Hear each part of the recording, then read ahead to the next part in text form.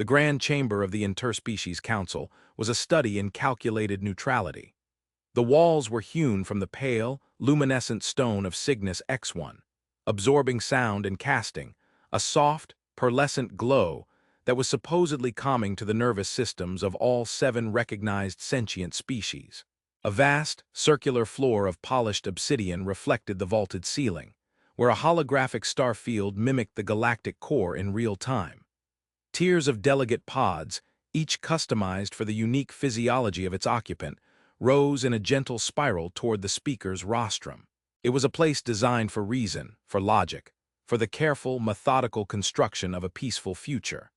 And it was a place where, on occasion, logic was ceremonially and inexplicably murdered. Kalen, junior archivist and historical observer, watched from the glass-walled gallery high above the chamber floor. He leaned forward, his knuckles white against the railing, his attention fixed on the debate below. The motion was C774, the proposed rerouting of the Andromedan trade spine through the Viridian Nebula. It was a contentious issue. The glypt, a species of crystalline insectoids, were the primary sponsors. Their representative, Councilor Varus, argued with the cold, unassailable logic for which his people were famous. The current route, Varus's voice echoed, a series of precise, resonant chimes translated into the chamber's shared syntax, is inefficient by a factor of 12.3%. It traverses regions of high gravitational shear, increasing maintenance costs and temporal debt for all cargo haulers. The Viridian Nebula route is shorter, safer, and will increase aggregate prosperity by an estimated 6% across all member systems within 5 standard years. The data is unequivocal. To vote against this is to vote against efficiency. It is to vote against prosperity. He paused, letting the weight of his logic settle. Varus was all sharp angles and polished obsidian chitin, his multifaceted eyes taking in the entire chamber at once. He was formidable, persuasive, and utterly convinced of his own correctness. Kalen scanned the human delegation. There were 3 of them, led by a stern-faced woman named Anya Sharma. Humanity was a junior partner in the council, still seen by some of the elder races as emotional, unpredictable newcomers. They had brought strange customs with them, habits that defied the rigid procedural framework of the council. The debate continued. The Sulcathi, amorphous gas-based beings contained in shimmering containment fields, expressed concerns about the nebula's effect on their navigation systems. The arboreal Cathar, whose physiology was more plant than animal, worried about the disruption of rare energy frequencies they used for deep system communication. Varus countered every point with data, with charts, with projections. He was winning. Kalen could feel the momentum shift in the chamber. The vote was imminent. Speaker Thal, a towering being of silicon and light, raised a 3-fingered hand. The period of debate has concluded. We will now move to a vote on motion C774. A hush fell. This was it. Kalen knew how the vote would go. Varus had done his work well. The motion would pass. Then Councilor Anya Sharma rose slowly from her pod. She said nothing. Her face was a mask of grim resolve. In her hand she held a single sheet of paper. It was red. A deep, impossible crimson, the color of arterial blood or a dying star. It seemed to drink the light of the chamber, a small rectangle of pure, defiant color in a world of muted tones. She did not speak. She simply held it up. A collective intake of breath rippled through the chamber, a discordant hiss and sigh from 7 different kinds of lungs. Varus froze, his precise mandibles clicking in a sharp, staccato rhythm of fury. On the rostrum, Speaker Thal's luminous form seemed to dim for a moment. "The red paper has been presented," Speaker Thal announced, his voice devoid of its usual warmth. "The human delegation has invoked the precedent of invalidation." He paused, and a new, ancient weight entered his tone. "Motion C774 is hereby struck from the record. It is void. It cannot be retabled in this session. This council is adjourned." The speaker's gavel, a rod of humming crystal, tapped the rostrum once. The sound was a death knell. The holographic stars overhead vanished, replaced by the chamber's neutral lighting. The session was over. Varus stood rigid in his pod, his multifaceted eyes locked on Sharma. If a glypt could project hatred, Kalen imagined it would look exactly like that. The motion, the result of months of careful negotiation and irrefutable logic, had been erased by a gesture, by a piece of colored paper. No appeal, no recourse. It was as if the entire debate had never happened. Kalen let out a breath he hadn't realized he was holding. He had read about the red paper precedent, of course. Every archivist knew of it. It was a footnote in the council's founding charter, a bizarre, unamendable clause insisted upon by the first human ambassadors. Any motion, at any time prior to the final vote, may be rendered null and permanently voided by the presentation of a sanctified crimson folio by a registered human delegate. It was archaic, illogical, and profoundly undemocratic, and it was absolute. As the delegates began to filter out of the chamber, their movements stiff and uneasy, Kalen's gaze fell upon Councilor Sharma. She was carefully, reverently, folding the red paper. As she completed the final fold, it crumbled in her hand, dissolving into a fine, shimmering dust that caught the light for a moment before vanishing completely. She then brushed her palms together, her duty done. Kalen's archivist instincts screamed at him. No one knew why the precedent existed. The official records were sealed. The historical texts referred to it only as a foundational compromise. But why that compromise? Why red paper? And why did the most logical, data-driven species in the galaxy tolerate such a flagrant dismissal of their core principles? He had to know more. He turned from the gallery and headed not for his assigned workstation, but for the deep archives, the place where the council's real secrets were kept. He had a feeling his life as a junior archivist was about to become significantly more complicated. The entrance to the main archive was a grand affair, an arch of polished chrome and inscribed crystal that spoke of the sanctity of information. But Kalen walked past it, his clearance chip chiming its low-level access as he moved down a sterile, white corridor. He was heading for the sublevels, for the domain of Chief Archivist Illara. Illara was as much a part of the archives as the data crystals themselves. She was human, but had served for so long that her age was a subject of speculative whisper among the junior staff. Her office was a small, cluttered nook carved out of a massive data core, the air thick with the scent of old parchment, ozone, and hot tea. She looked up as Kalen entered, her eyes, magnified by thick spectacles, sharp and knowing. "The red paper," she said. "It wasn't a question." "I was in the gallery," Kalen admitted, feeling like a student before a formidable teacher. "I saw it. And now you are filled with a burning, logical need to understand an illogical act," Illara finished, gesturing to a stool. "Sit, every archivist gets the itch eventually, most learn to ignore it." "I don't think I can," Kalen said honestly. Councilor Varus looked like he was about to shatter his own carapace. "Why do they allow it? Why does a tradition with no written justification hold absolute power over a body governed by reason?" Illara took a slow sip of her tea. "Tradition is simply the memory of a reason that has been forgotten. The council remembers the tradition because it is easier than remembering the reason." "I want to see the files," Kalen pressed. "The original charter negotiations, the precedent's codification." "You have already seen them," Illara replied calmly. "File Charter Addendum Humanity 001. It contains the full text of the clause and a single cross-reference."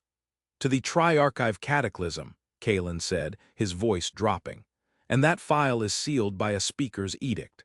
Level 12 clearance. Why, what happened?" Ilara's face, a roadmap of wrinkles and ancient concerns, grew somber. She leaned forward, her voice a low conspiratorial murmur. "What do you know of the 3 lost archives, Kalen? Not the official story. The whispers." The official story was a cascading systems failure. A flaw in the energy conduits that powered the external archive hubs led to a simultaneous, catastrophic overload. 3 entire archive sectors, historical, xenological, and philosophical, were vaporized in an instant. A tragic loss of irreplaceable data.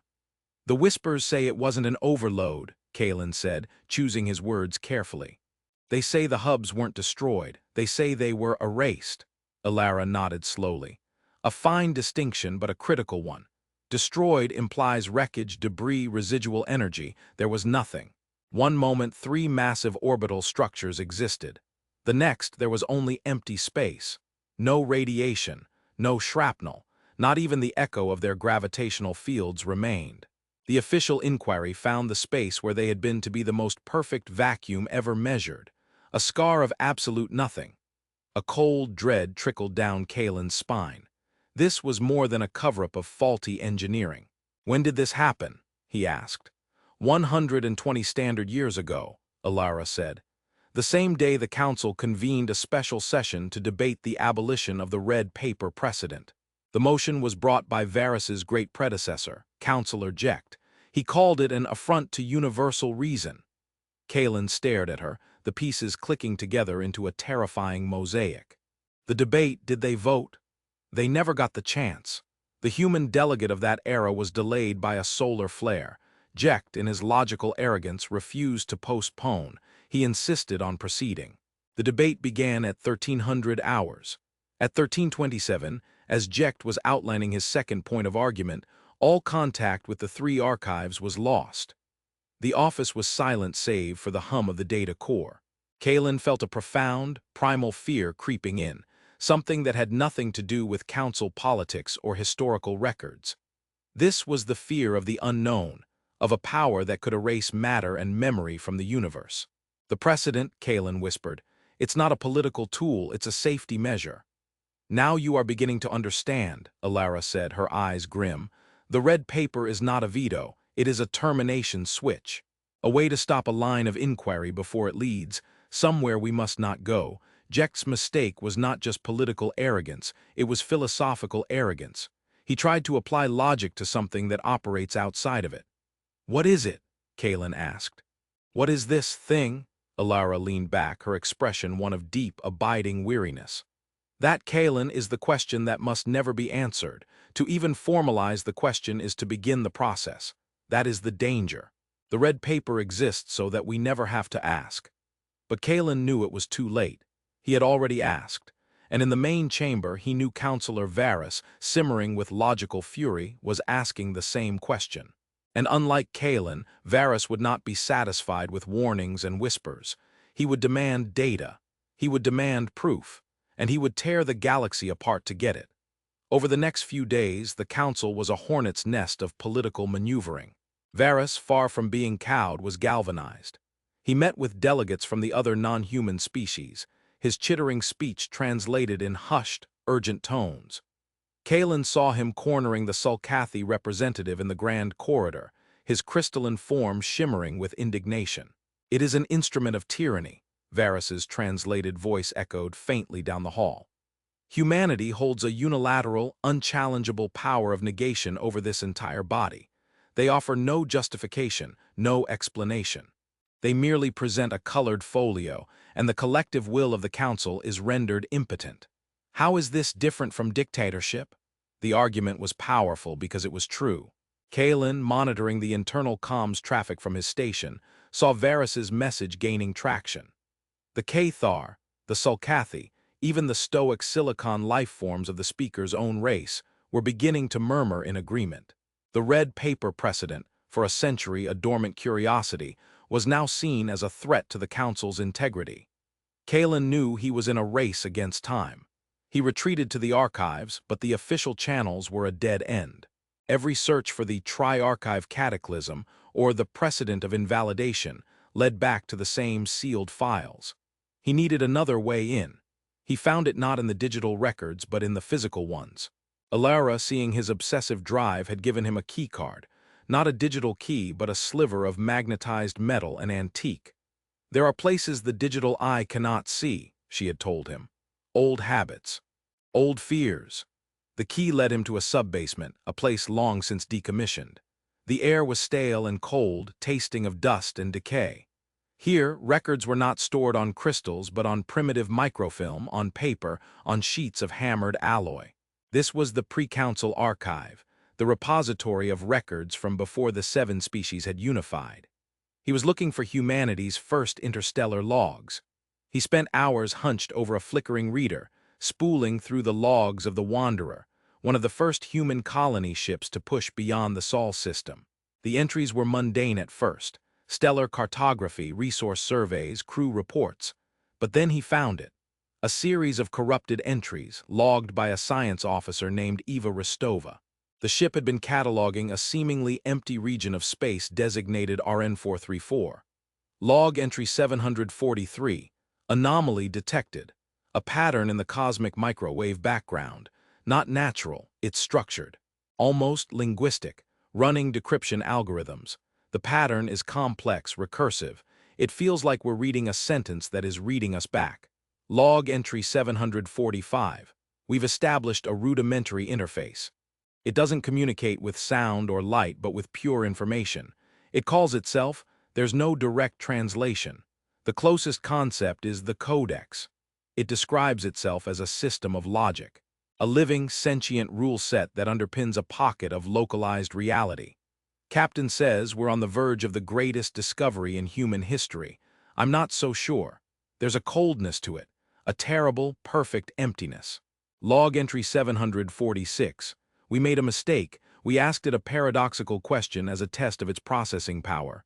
This statement is false, simple, benign. The codex, it tried to solve it. The ship's lights flickered. For 3.14 seconds, the laws of thermodynamics in the primary lab ceased to function. The ambient temperature dropped to absolute zero. Chen's coffee cup sublimated and then reappeared, frozen solid. The codex didn't answer, it just glitched, and reality glitched with it. Kalen's blood ran cold. He kept reading, his hands trembling as he scrolled through the microfilm. Log entry 749, it's a vulnerability. The codex is a perfect logical system, but it cannot process paradox. It has no framework for irrationality, for a thing that is true and false at the same time.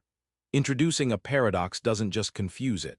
It threatens to unravel its very structure, and its structure is our reality in this sector.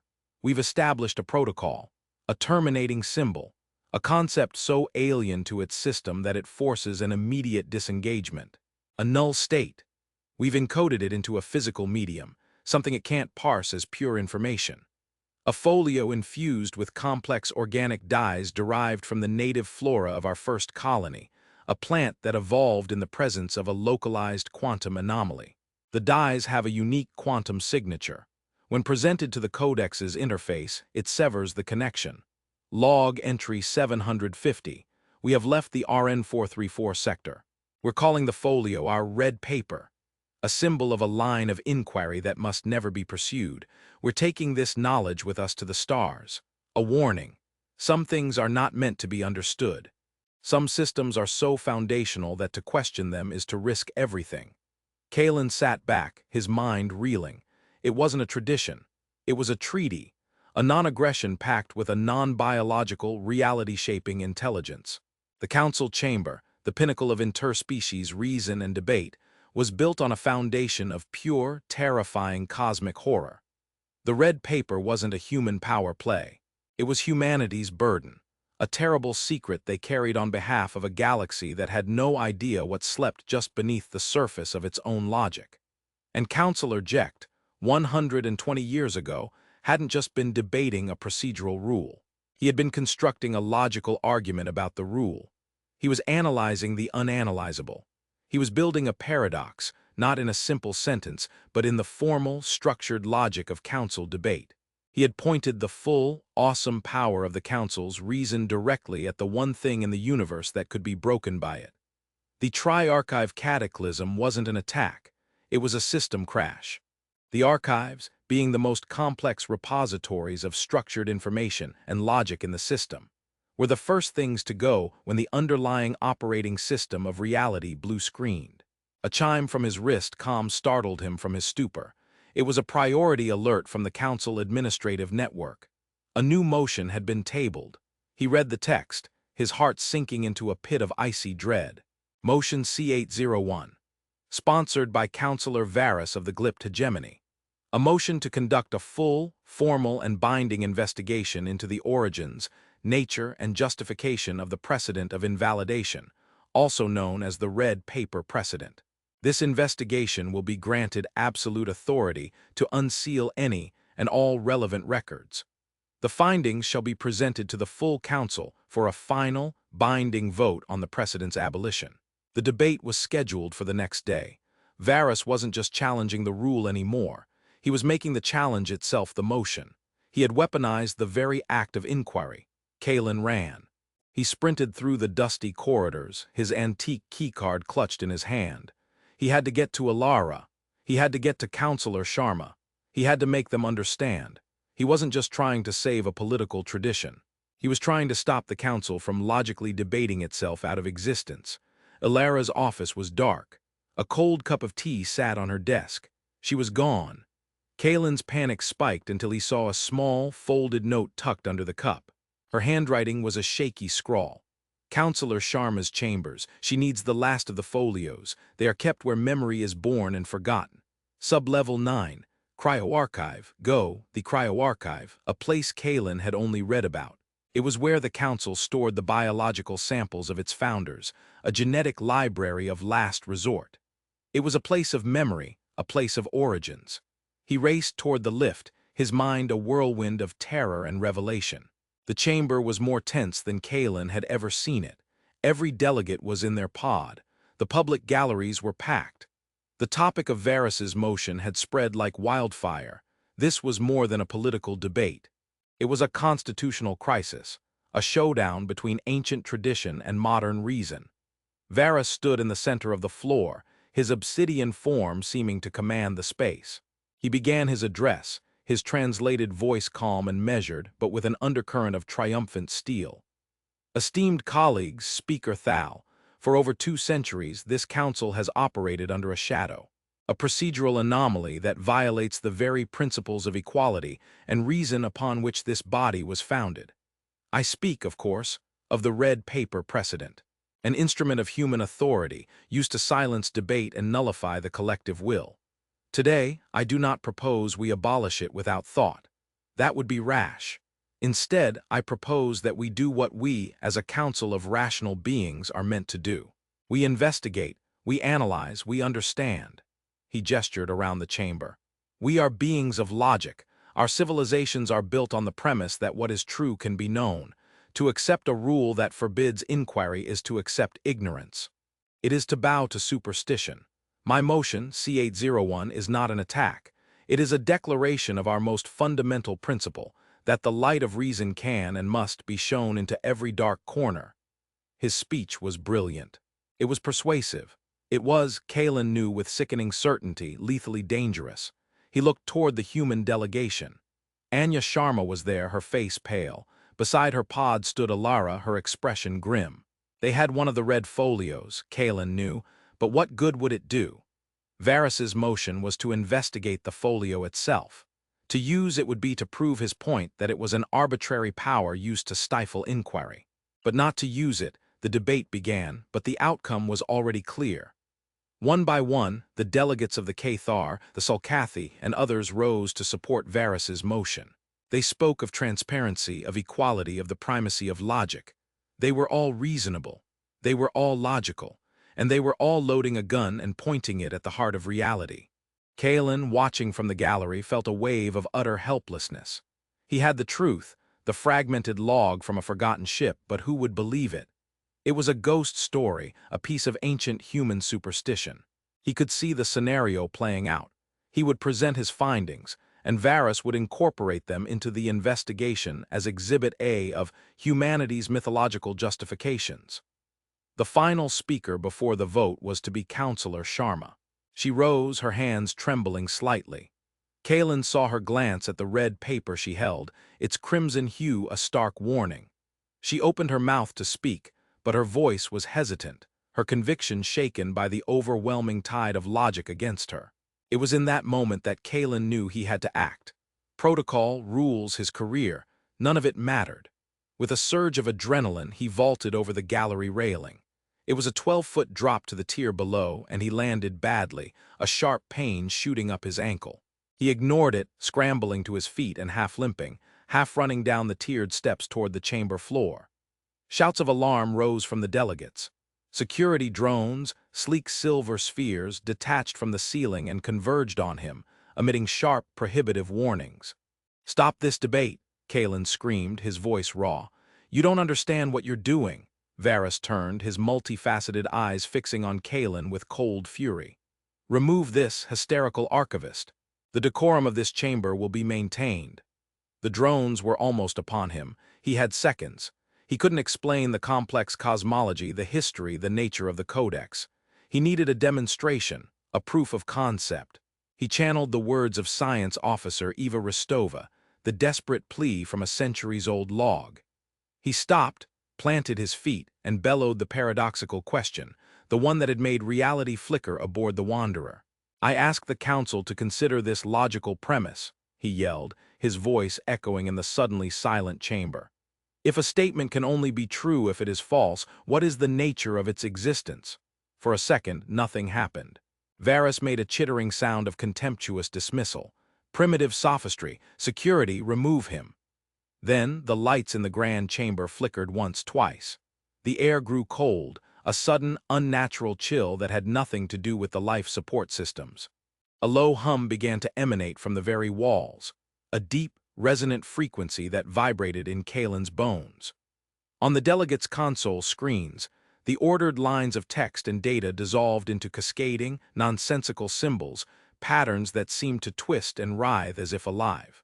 The holographic star field on the ceiling reappeared, but the constellations were wrong, alien, filled with spiraling geometries that hurt the eye to look at. A scent filled the air. Ozone, yes, but something else. The smell of dust and forgotten things, the scent Kalen had encountered in the deep archive, amplified 1,000 times. Panic began to spread. The Sulcatha's containment field began to waver, its occupant's gaseous form swirling in agitation. The Cathar delegate let out a low, rustling moan, as the ambient energy frequencies they relied on became a shrieking cacophony. But the most telling reaction came from Varus. The glypt, a being of pure logic, was confronted with a sensory experience of pure illogic. His antennae twitched erratically. His precise, crystalline limbs trembled. A high-pitched, keening sound escaped his mandibles as his brain, evolved to see the universe as a perfect, ordered equation, was forced to witness that equation being deliberately corrupted. He saw the glitch in the machine. He saw the crack in the foundation of everything, and he was afraid. "What is this?"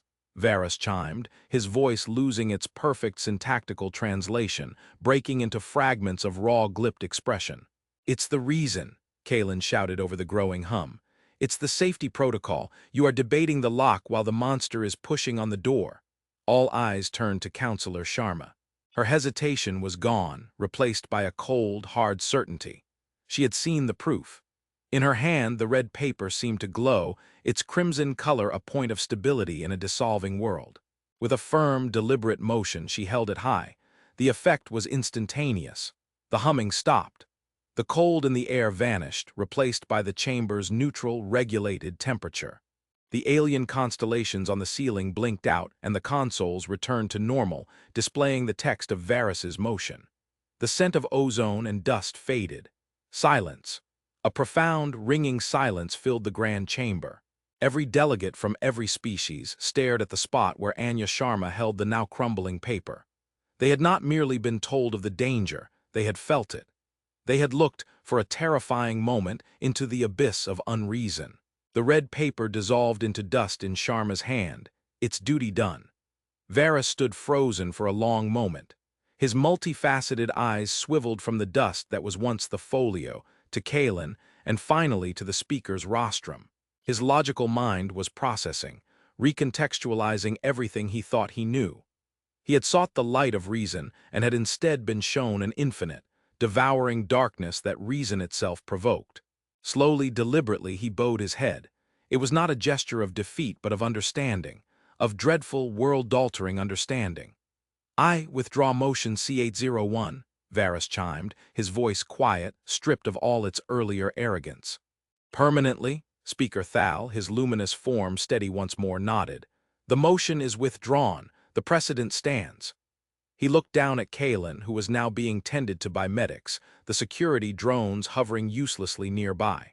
"Archivist Kalen, you have committed an unprecedented breach of council protocol. You have also, it would seem, saved this council from a fate of its own making." There was no punishment. There was a promotion. Kalen was removed from the junior archivist pool and made the first director of the newly created Office of Foundational Precedents.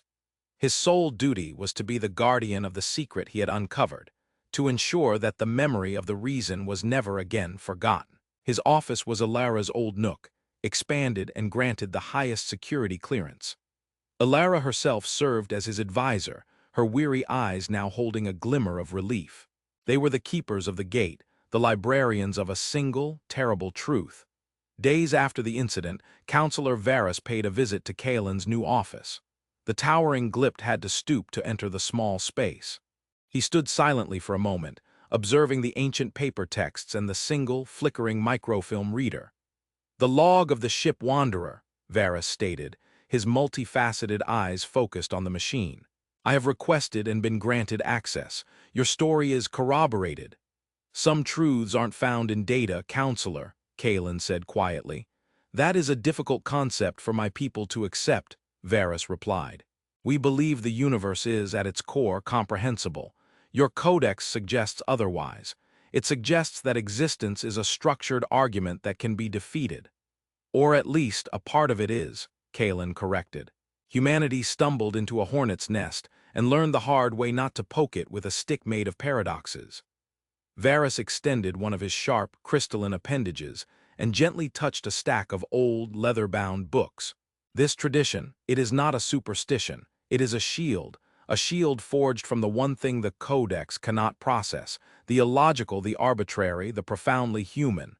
He turned his gaze back to Kaelin. "We have learned a valuable lesson. That progress without wisdom is a path to oblivion. That some boundaries exist for a reason, even if that reason is buried in fear and forgotten history." After Varus left, Kaelin walked over to a climate-controlled vault set into the wall of his office. He entered a code and the heavy door hissed open. Inside, resting on a bed of black velvet, were the remaining folios. There were only 6 left, 6 pieces of paper, 6 chances to stop the council from thinking itself to death. He reached in and touched one. It felt strangely warm, almost alive, a fragile organic shield against a monster made of pure logic. He looked at the deep, impossible crimson, and for the first time he did not see an instrument of political power or a dusty tradition. He saw a promise, made in terror and wisdom by his ancestors, a promise to stand guard at the edge of reason. The weight of that duty was immense, but as he closed the vault he felt not fear but a quiet, enduring resolve. The work of memory had begun.